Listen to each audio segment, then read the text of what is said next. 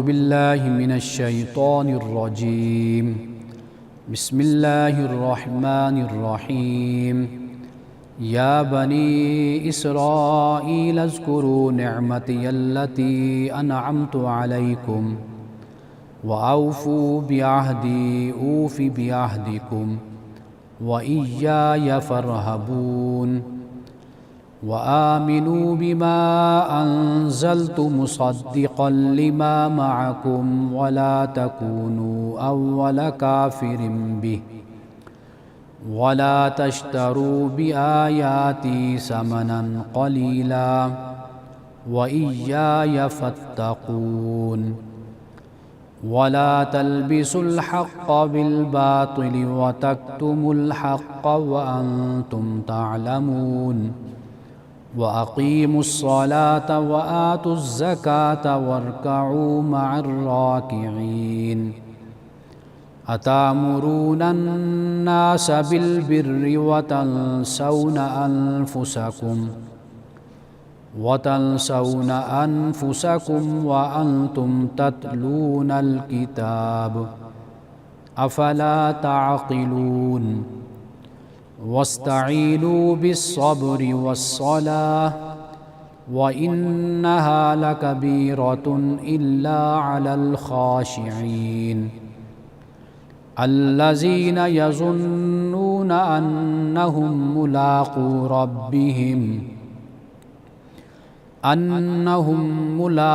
ربهم وأنهم إليه راجعون صدق اللہ العظیم۔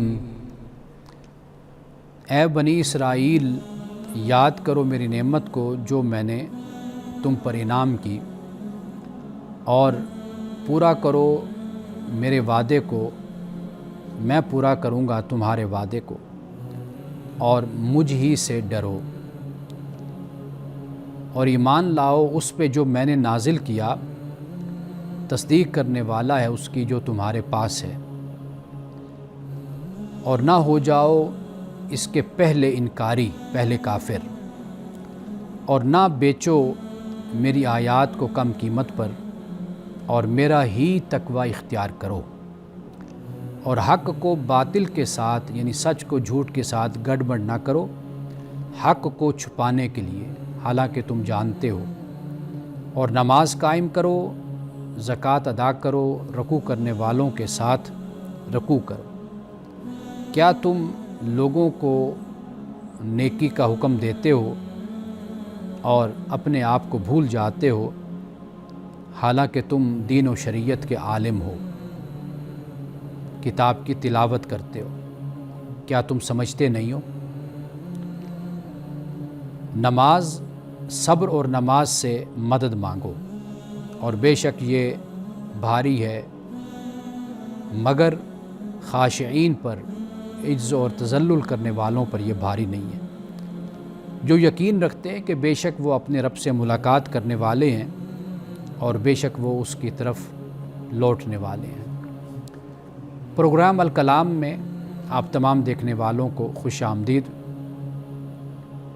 اب یہاں پہ اللہ سبحانہ و تعالیٰ نے یہود کی جو کارستانیاں ہیں، جو ان کے جرائم ہیں، ان کی جو نافرمانیاں ہیں کہ جن کی بنیاد پر اللہ نے ان کو معزول کیا، ان کا بیان شروع ہوتا ہے۔ آپ یوں کہہ سکتے ہیں کہ سورۃ البقرہ کا آدھا حصہ وہ انہی پر ہی موجود ہے، مشتمل ہے، کہ جس میں قوم یہود ہی کا ذکر اور ان کے انجام کا، ان کے جرائم کا اور ان کی معزولیت کا سورۃ البقرہ کا نصف حصہ اس پر مشتمل ہے۔ آغاز یہ ہوتا ہے کہ اے بنی اسرائیل، اسرائیل حضرت یعقوب علیہ السلام کا یہ نام تھا، اور اسرا کا مطلب غلام، عبد، اور ایل سے مراد اللہ، یعنی اللہ کا غلام، جیسے ہم عبداللہ کہتے ہیں۔ تو یہ حضرت یعقوب علیہ السلام سے یہ منسوب، یعنی اسرائیل کی اولاد، کہ میری نعمت کو یاد کرو جو میں نے تم پر کی۔ قرآن مجید نے اس نعمت کو مختلف مقامات پر یہ بیان کیا ہے۔ فرمایا وذکروا نعمت اللہ علیکم و میثاقہ الذی واثقکم بہ، یاد کرو اللہ کی نعمت کو جو اللہ نے تم پر کی، اور جو میثاق ہوا جسے تمہارے ساتھ اللہ نے میثاق کیا، تو اس کو بھی یاد رکھو کہ وہ میثاق کیا ہے۔ بلکہ ایک مقام پر حضرت موسیٰ علیہ السلام سورۃ المائدہ میں یہ فرمایا کہ وَإِذْ قَالَ مُوسَىٰ لِقَوْمِهِ، جب موسیٰ نے کہا اپنی قوم سے کہ اے میری قوم اذکروا نعمت اللہ علیکم، کہ یاد کرو اللہ کی نعمت کو جو اللہ نے تم پر کی، یعنی قیادت اور سیادت جو ہے وہ تمہیں اللہ نے دی، اللہ نے تمہیں چنا حضرت موسیٰ علیہ السلام کی معیت اور رفاقت کے لیے، اور یہ اتنا لمبا سفر ہے تمہاری زندگی کا، تمہاری تاریخ کا، کہ جب جب تم اپنے رب کی طرف متوجہ ہوئے تو رب نے تمہیں مایوس نہیں کیا، اس نے تمہیں دنیا کی نعمتوں عطا کی، تمہیں دنیا پہ غلبہ دیا، ہر لحاظ سے تمہیں خوشحالی عطا کی، لیکن جب تم اس کے نافرمان بنے، باغی ہوئے، تو پھر تمہیں اس کی سزا دی گئی۔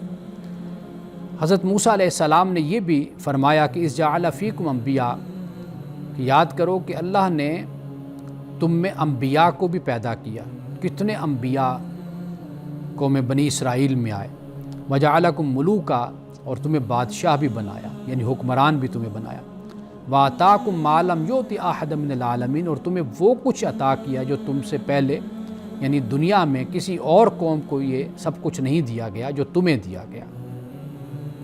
اور کیا چاہیے؟ یعنی دین اور دنیا دونوں مل گئی، اور پھر دین کے ذریعے سے سیادت اور قیادت اور امامت کا منصب بھی مل گیا۔ تو یہ وہ نعمت ہے کہ جس کا ذکر یہاں پر کیا جا رہا ہے، اور یہ وہ عہد ہے کہ جس کی یاد دہانی کروائی جا رہی ہے، اور یہ بتایا جا رہا ہے کہ بھئی رسول اللہ صلی اللہ علیہ وسلم کی آمد، آپ کی بعثت، یہ بھی اسی کا تسلسل ہے۔ اور اگر آپ اپنی کتابیں اٹھا کر دیکھو، پڑھو، تو ان میں رسول اللہ صلی اللہ علیہ وسلم کی جو پیشین گوئی ہے، آپ کی تشریف آوری ہے، اس کا ذکر ملتا ہے۔ بلکہ تم لوگ پہلے اپنے مخالف اور اپنے دشمنوں کو یہ کہا کرتے تھے کہ ایک وقت آئے گا کہ پیغمبر آنے والا ہے، ہم ان کے ساتھ مل کر تمہارے خلاف لڑیں گے، تم سے لڑیں گے۔ یہ تم اپنے دشمنوں کو یہ دھمکی دیا کرتے تھے اور یہ بات کہا کرتے تھے، لیکن پھر کیا ہوا؟ جب رسول اللہ صلی اللہ علیہ وسلم آئے تو ماننے سے انکار کر دیا۔ تو یہاں پر یہ فرمایا کہ وَإِيَّايَ فَارْهَبُونَ، فرحبون رہب، یعنی مراد یہ کہ خدا کا جو روب ہے اور اس کی جو ہیبت ہے، اس کا جو دبدبہ ہے، اس کو تم محسوس کرو۔ جس طرح میثاق اور عہد کے وقت تمہیں دکھایا گیا کہ خدا کتنا طاقتور ہے، قوت والا ہے، اور کتنا با اختیار ہے، تو لہٰذا اب ایک طرف تمہارے مفادات ہیں، تمہارے منفعت ہے، دوسری طرف کیا ہے؟ وہ رسول اللہ صلی اللہ علیہ وسلم کی بعثت ہے، آپ اللہ کا پیغام لے کر آئے ہیں۔ تو جو تم نے سالوں سے اور صدیوں سے اپنے مفادات کہ یہ جو جال تم نے بنا ہے، اور یہ جو تم نے اپنے رسوم اور رواج مذہب کے نام پر قائم کیے، تو ان کو چھوڑ دو۔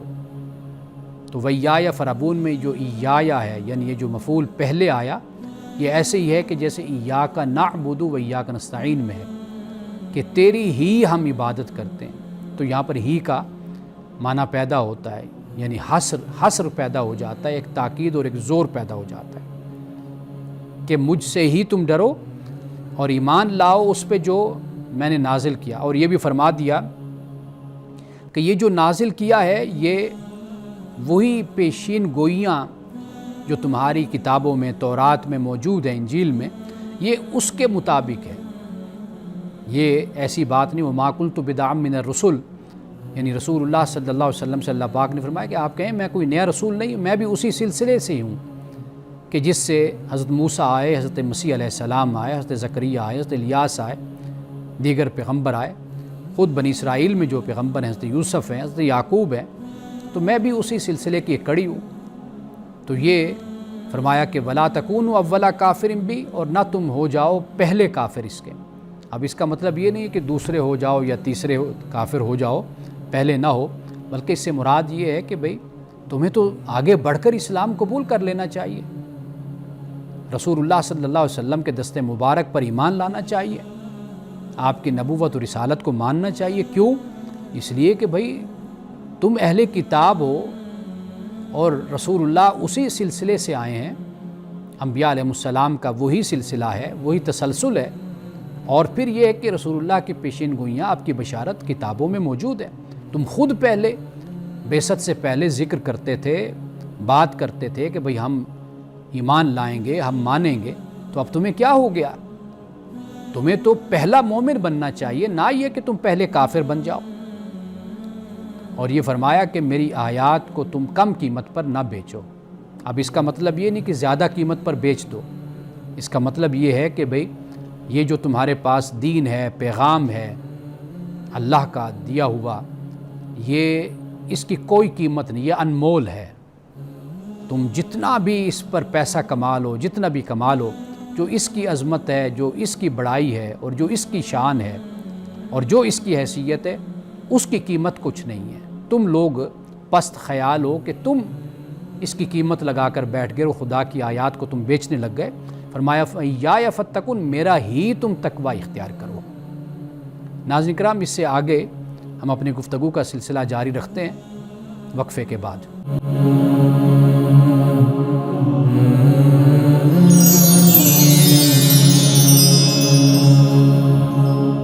وقفے سے پہلے ہم اس نقطے پہ بات کر رہے تھے کہ بنی اسرائیل، اللہ سبحانہ و تعالیٰ نے ان کو اپنی نعمت یاد کروائی، عہد یاد کروایا، اور وہ کیا تھا کہ محمد رسول اللہ صلی اللہ علیہ وسلم تشریف لائیں گے، تم ان پر ایمان لانا۔ ان کا دین وہی ہے کہ جو حضرت موسیٰ علیہ السلام کو دیا گیا، جو حضرت مسیح علیہ السلام کو دیا گیا، تو لہٰذا ان کا انکار نہ کرنا۔ لیکن اب چونکہ اس وقت تک ایک قوم اپنے رسوم و رواج پیدا کر چکی ہوتی ہے، اپنے عقائد بنا چکی ہوتی ہے، نظریات گھڑ چکی ہوتی ہے، اور پھر ان نظریات اور ان عقائد کے مطابق پھر معاشرت، پھر سیاست، پھر معیشت وجود میں آ جاتی ہے، تو یہ کوئی آسان کام نہیں ہوتا حق کو قبول کرنا اور اپنے بنائے ہوئے جال سے نکلنا، خول سے نکلنا، اپنے بنائے ہوئے آس پاس جو دیوار ہے اس دیوار کو گرانا، یہ کوئی آسان بات نہیں ہوتی۔ تو یہاں بنی اسرائیل کو اسی حوالے سے آگاہ کیا جا رہا ہے، بتایا جا رہا ہے۔ اب دیکھیے آگے فرمایا کہ حق کو باطل کے ساتھ گڑبڑ نہ کرو اور حق کو چھپاؤ نہیں، یعنی حق کو چھپانے کے لیے تم حق اور باطل کو آپس میں مکس اپ کر دو، ملا دو، ان میں ایک لفظ کو پیدا کر دو۔ تو فرمایا کہ نہیں، ایسا نہ کرو، وانتم تعلمون، جب کہ تمہیں پتہ بھی ہے، تم جانتے ہو۔ یعنی قرآن مجید نے ایک مقام پر یہ کہا کہ الذین آتیناہم الکتاب یعرفون کما یعرفون ابناءہم، کہ ایسے جانتے ہیں کہ جیسے اپنے بچوں کو جانتے ہیں، اتنی پہچان ہے۔ جیسے ایک ذکر کلچر بن جاتا ہے نا، عادت بن جاتا ہے، تو رسول اللہ کی آمد کا ذکر ایسے ہی تھا۔ بچہ بچہ جانتا تھا کہ ایک آخری پیغمبر نے دنیا میں آنا ہے، وہ اسی پیغمبروں کا ایک تسلسل ہوگا، یعنی آدم سے لے کر حضرت مسیح علیہ السلام تک جیسے پیغمبر آئے، وہی میسیج، وہی پیغام، وہی دین وہ لے کر آئے گا خدا کا۔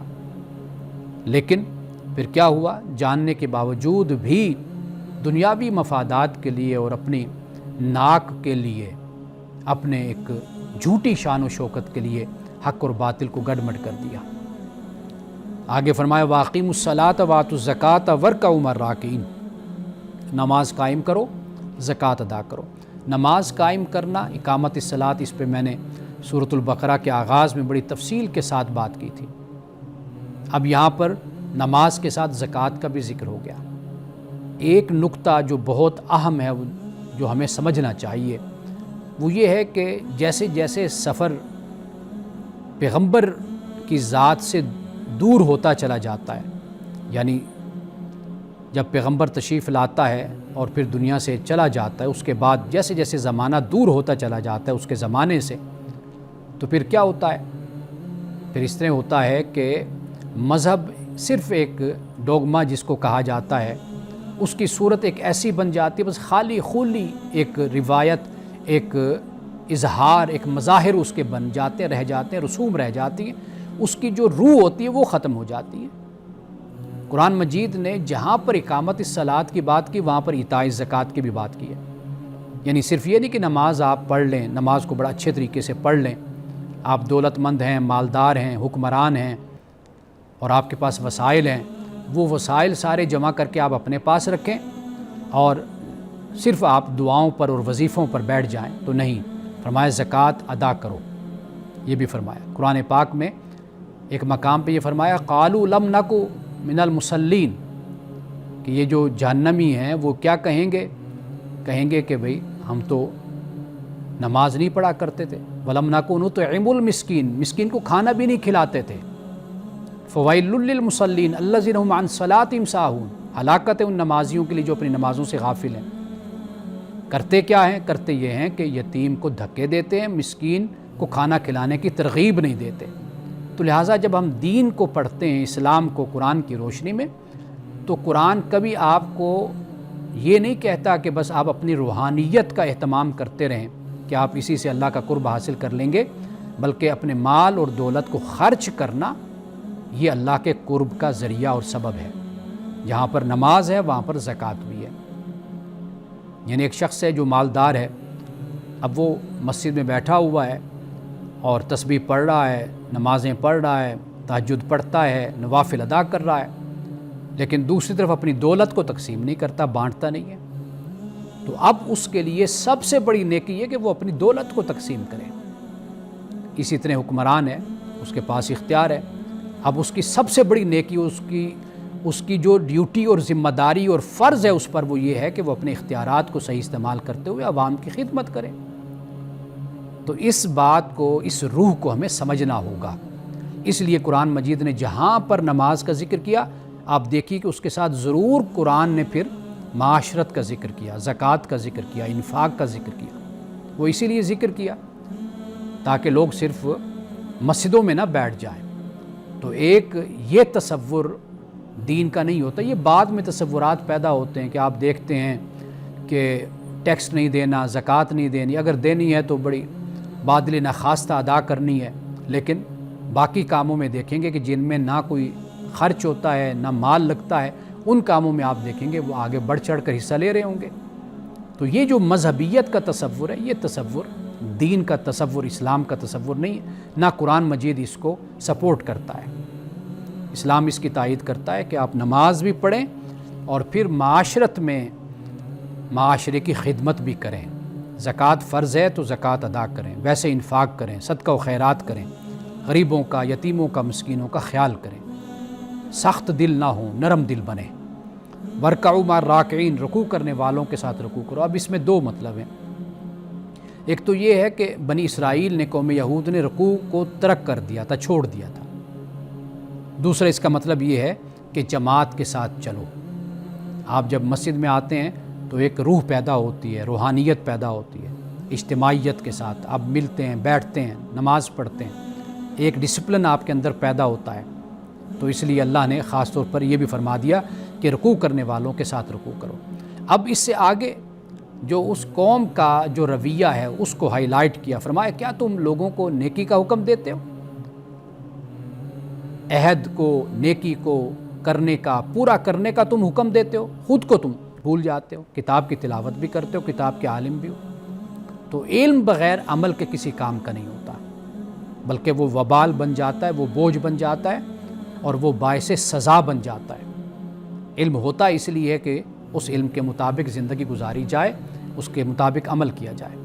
علم اس لیے نہیں ہوتا کہ آپ نے دوسروں پر رعب ڈالنا ہے، آپ نے لوگوں سے عزت لینی ہے یا لوگوں میں اپنے مقام اور مرتبہ کو حاصل کرنا ہے۔ علم اس لیے ہوتا ہے کہ آپ اپنے اندر خشیت پیدا کریں، تضرع پیدا کریں، اپنے اندر عجز و انکساری پیدا کریں اور مخلوق خدا کا بھلا کریں، اس علم کو عام کریں۔ تو یہ جو قوم یہود ہے یا بنی اسرائیل جس کا قرآن نے ذکر کیا، ان کا کام یہی تھا، لوگوں کو نصیحت، خود میاں فصیحت، خود عمل نہیں کرنا۔ دوسروں کو نماز کا کہنا ہے، خود نماز نہیں پڑھنی، دوسروں کو نیکی کی طرف بلانا ہے، خود اس نیکی پر عمل نہیں کرنا۔ تو یہ ان کا کریکٹر تھا، یعنی یہ پست ترین کردار ایک قوم کا ہوتا ہے کہ جس کے علماء اور جس کے مذہبی پیشوا خود عمل سے خالی ہوتے ہیں، سود خور ہوتے ہیں، لولا ینہاہم الربانیون والاحبار عن قولہم الاسم واکلہم السحت، کہا کہ یہ جو علماء مشائخ ہیں یہود کے، یہ کیوں نہیں لوگوں کو منع کرتے؟ کس سے نہیں منع کرتے؟ جھوٹ بولنے سے اور حرام کھانے سے کیوں نہیں منع کرتے؟ ان کے ساتھ شامل کیوں ہو جاتے؟ یہ قرآن پاک نے ان پر تنقید کی ہے، ان کی مذمت کی ہے، تو یہ ان کا کریکٹر تھا جو یہاں پر بیان ہوا۔ افلا تعقلون، فرمایا تم عقل نہیں رکھتے، سوچتے نہیں ہو؟ سیدھی سادی سی بات ہے، جو تم جانتے ہو، علم رکھتے ہو تو اس پر عمل کرو۔ اب اس کے بعد فرمایا کہ صبر اور نماز سے، صلاۃ سے مدد مانگو۔ یا ایھا الذین آمنوا استعینوا بالصبر والصلاۃ، صبر اور صلاۃ۔ اور یہ جو صبر ہے، یہ در حقیقت نفس کو گھبراہٹ، مایوسی اور دل برداشتگی سے بچا کر اپنے موقف پر جمائے رکھنا، یہ در حقیقت صبر ہوتا ہے۔ صبر بے بسی کا نام نہیں ہے، بے کسی کا نام نہیں صبر۔ صبر ہے اپنے آپ کو اپنے موقف پر، اپنے نفس کو جما کر رکھنا۔ بے شک گھبراہٹ بھی ہے، مایوسی بھی ہے اور دل برداشتگی، ان سب سے بچا کر، کہ جو انسان کو منتشر کر دیتے ہیں، ان سے بچا کر اپنے آپ کو اپنے موقف پر جما کر انسان رکھے، تو یہ صبر ہے۔ اور نماز، 5 وقت کی نماز، فرمایا کہ یہ نماز بھاری ہے، لیکن جو عجز اور تذلل کرنے والے ان پر بھاری نہیں ہے۔ صبر پھر بھی انسان کرتا ہے، لیکن نماز آپ دیکھیے کہ یہ زیادہ ہم معاشرے میں دیکھتے ہیں کہ لوگ سب کام کر لیں گے، نماز کا وقت ہوگا تو ادھر ادھر نکل جائیں گے۔ اب تو معاملہ یہ ہے نوجوانوں کے ساتھ کہ جی کپڑے ہمارے پلید ہیں، کپڑے ہمارے ناپاک ہیں، ہم تو نماز نہیں پڑھ سکتے۔ جنہوں نے نماز پڑھنی ہوتی ہے وہ اپنے کپڑوں کو بھی تو پاک رکھتے ہیں نا۔ تو یہ قرآن کہتے ہیں کہ یہ نماز بھاری ہے، لیکن ان پر بھاری نہیں جو خشوع، فروتنی، عجز و انکساری اختیار کرنے والے، جو اپنے رب کی بارگاہ میں جھکنے والے ہیں۔ تو فرمایا کہ یہ ان کے لیے نماز بھاری نہیں ہوتی۔ تو میں اپنے بہنوں سے، بھائیوں سے، اپنے بیٹوں اور بیٹیوں سے میں یہ کہوں گا کہ نماز کا ضرور اہتمام کیا کریں۔ نماز پڑھیں گے، دل کے ساتھ نماز ادا کریں گے تو رب سے آپ کا تعلق بنے گا۔ جب اللہ سے آپ کا تعلق قائم ہوگا تو آپ دیکھیں گے کہ آپ کو اللہ ایک روحانی سکون اور ایک اطمینان آپ کو عطا فرمائے گا۔ یہ روحانی اور سکون آپ کی زندگی میں، معاشرت میں جو بہت سی پریشانیاں ہوتی ہیں اور بہت سے اضمحلال اور انسان کو بہت سے معاملات میں مشکلات ہوتی ہیں، تو انسان کا جب تعلق خدا کے ساتھ قائم ہوتا ہے تو معاملات سنورتے چلے جاتے ہیں، بہتر ہوتے چلے جاتے ہیں۔ انسان ایک پختہ اور ایک مضبوط انسان بنتا ہے نماز کی ادائیگی سے، نماز پڑھنے سے، اللہ سے تعلق قائم کرنے سے۔ اب اس کے بعد فرمایا کہ جو یقین رکھتے ہیں، یہاں پر ظن کا لفظ ہے، ظن یعنی شک کے معنی میں بھی استعمال ہوتا ہے، لیکن اور میں یہ بھی واضح کرتا چلوں کہ یہ جو ظن زے کے ساتھ ہوتا ہے، زے اور نون، یہ فارسی کا ظن ہے جس کا مطلب عورت ہوتا ہے، لیکن جو عربی کا ظن ہے وہ زوئیں کے ساتھ ہے، زو نون۔ یہ جو ظن ہے یہ گمان ہوتا ہے۔ جیسے میں گفتگو کے دوران ظن اور گمان بولتا ہوں تو وہ ظن فارسی والا نہیں ہے، یہ ظن عربی والا ہے، یعنی اس سے مراد گمان ہے۔ تو یہ یقین کے لیے بھی اس کو استعمال کیا جاتا ہے، اور قرآن مجید میں خود جو اس کا مقام ہوتا ہے، یعنی سیاق و سباق سے خود پتہ چل جاتا ہے کہ یہاں پر یہ کس معنی میں استعمال ہوا ہے۔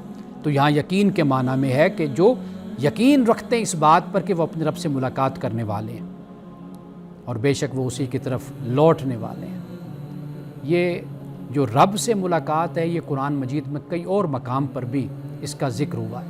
ناظرین کرام، قرآن میں جہاں جہاں بھی یہ بیان ہوا رب سے ملاقات کا، بڑے کمال ہے، یعنی آپ جب یہ سنیں گے تو آپ کی روحانیت میں بھی اضافہ ہوگا، ابدیت میں، اور رب سے تعلق بڑا مضبوط ہوگا۔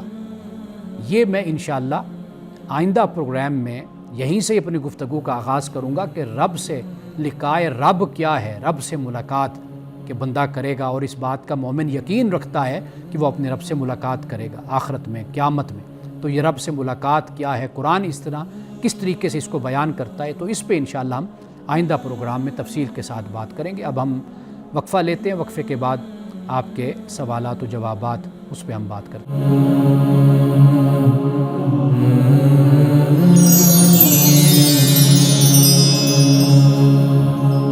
ایک بھائی نے یہ سوال بھیجا ہے، وہ پوچھتے ہیں کہ کیا انسان کی زندگی گناہوں میں گزری اور پھر اللہ نے اس کو توفیق دے دی کہ اس نے توبہ کر لی، تو کیا اس کی زندگی کے پچھلے سارے گناہ معاف ہو جائیں گے؟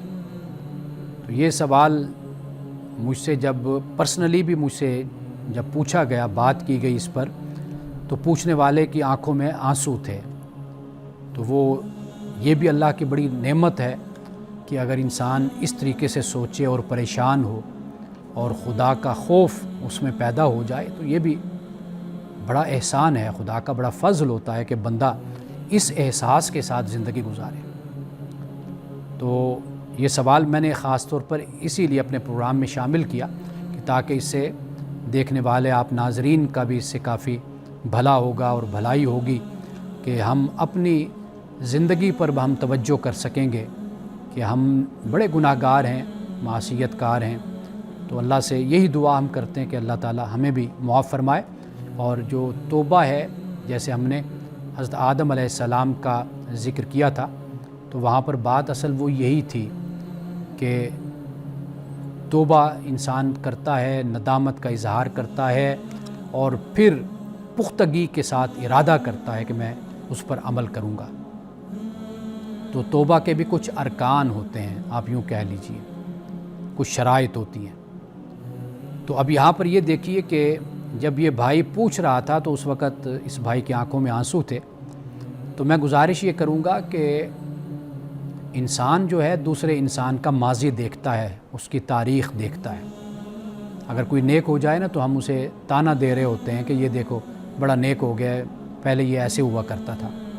بلکہ کوئی شخص توبہ کر لے اور اپنی زندگی کو ماضی سے مختلف کر لے تو ہمیشہ ہمارے ہاں اس پر تبصرے ہوتے ہیں۔ لیکن اللہ سبحانہ و تعالیٰ اتنا رحیم، اتنا کریم ہے کہ وہ اپنے بندے کے ماضی کو نہیں دیکھتا، اس کی ہسٹری کو نہیں دیکھتا۔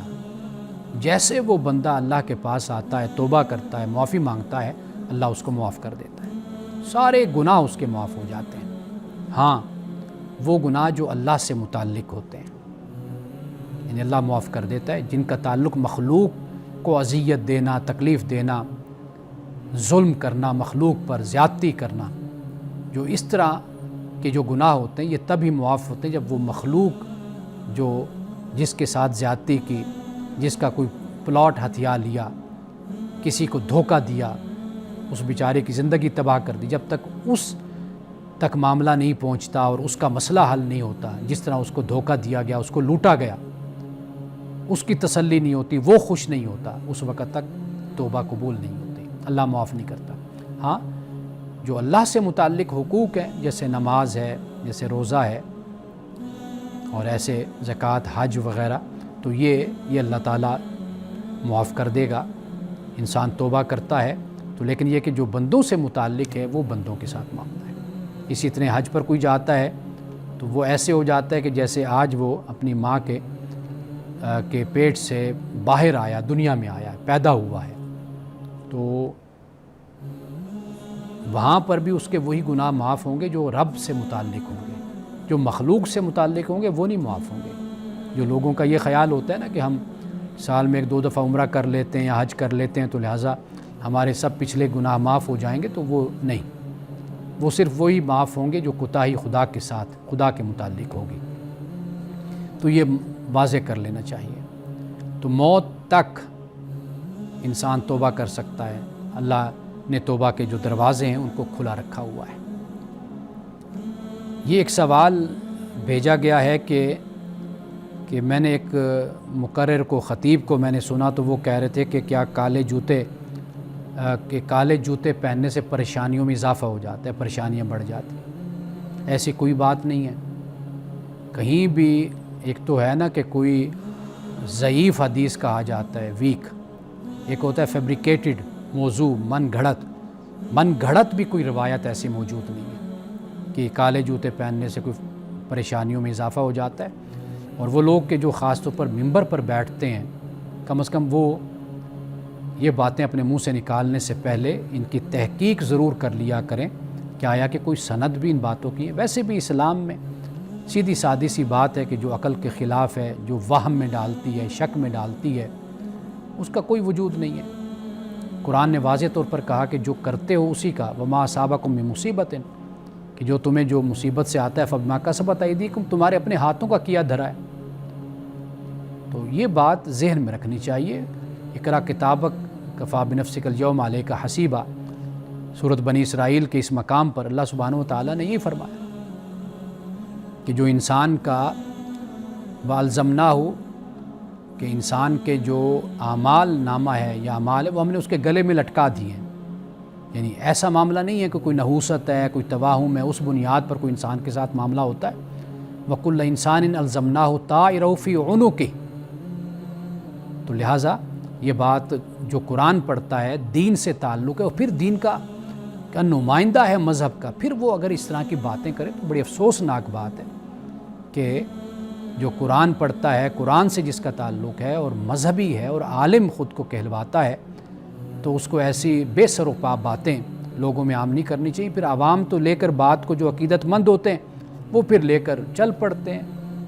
ان کے لیے تو اتنی دلیل اور اتنا ثبوت ہی کافی ہوتا ہے جی فلاں عالم نے، فلاں خطیب نے یہ بات کہی ہے، تو لہٰذا وہ ہمارے لیے اب حجت بن گئی۔ تو حالانکہ وہ خطیب صاحب وہ خود بھی پڑھیں، مطالعہ کریں، تو ایسی باتوں کا اسلام میں کوئی بھی گزر نہیں، کوئی تصور بھی نہیں ان باتوں کا۔ تو لہٰذا یقین کے ساتھ اپنی زندگی گزاریے، وہ بات جو قرآن نے بیان کر دی یا سنت رسول سے، صحیح حدیث سے ہمیں معلوم ہوتی، یا اس کو آپ دیکھیں، اس کو سمجھیں آپ۔ تو وقفے کے بعد یہ سلسلہ سوالات کا جاری رہے گا، ملتے ہیں ایک وقفے کے۔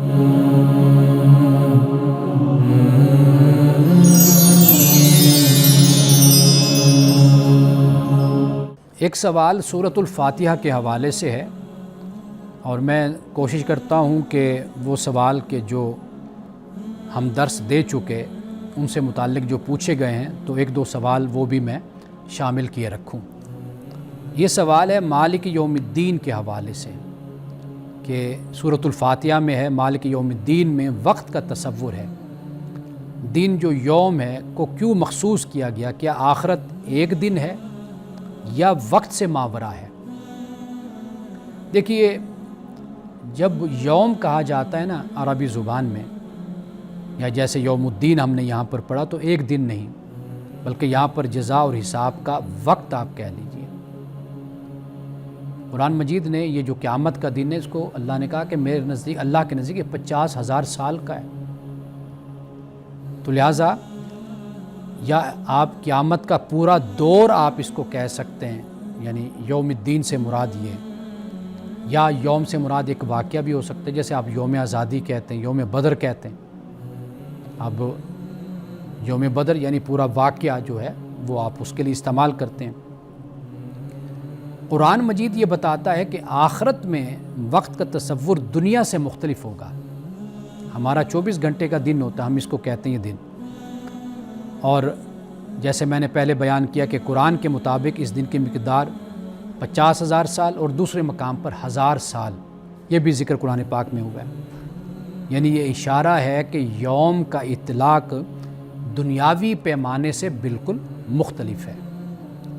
آخرت ایمان بالغیب میں شامل ہے۔ آپ کو معلوم ہے کہ جو ہم غیب پہ ایمان لاتے ہیں اس میں آخرت بھی شامل ہے۔ اس لیے انسان کے جو دنیاوی فہم ہے اور جو وقت کا تصور ہے، اس سے یہ آخرت کا جو فہم ہے یہ ماورا ہے، یہ بلند ہے۔ زمان و مکان کا جو خاتمہ ہے وہ مادی دنیا میں ٹائم اور سپیس یہ ایک دوسرے کے ساتھ جڑے ہوئے ہیں، لیکن آخرت کا جو آغاز اور بعد کے جو مراحل ہیں اس کی جو وہ ایک ایسی ڈائمنشن ہے کہ جو دنیاوی حوالے سے جو زمان و مکان ہے اس سے وہ ماورا ہے۔ تو لہٰذا یہ وہ دن ہے جب اللہ سبحانہ و تعالیٰ کی جو مطلق بادشاہت ہے اور جزا دینے کی جو صفت ہے، یہ اللہ کے اپنے کمال کو پہنچ جائے گی۔ اسی طرح آخرت بھی دنیا کے وقت کے پیمانوں سے کہیں زیادہ عظیم اور کہیں زیادہ ماورا ہے۔ تو یہ دونوں مختلف ڈائمینشنز ہیں، یہ دونوں مختلف دنیائیں ہیں، جہان ہیں، بلکہ یہ لفظ کہنا چاہیے، جہان ہے یہ، آخرت اور دنیا۔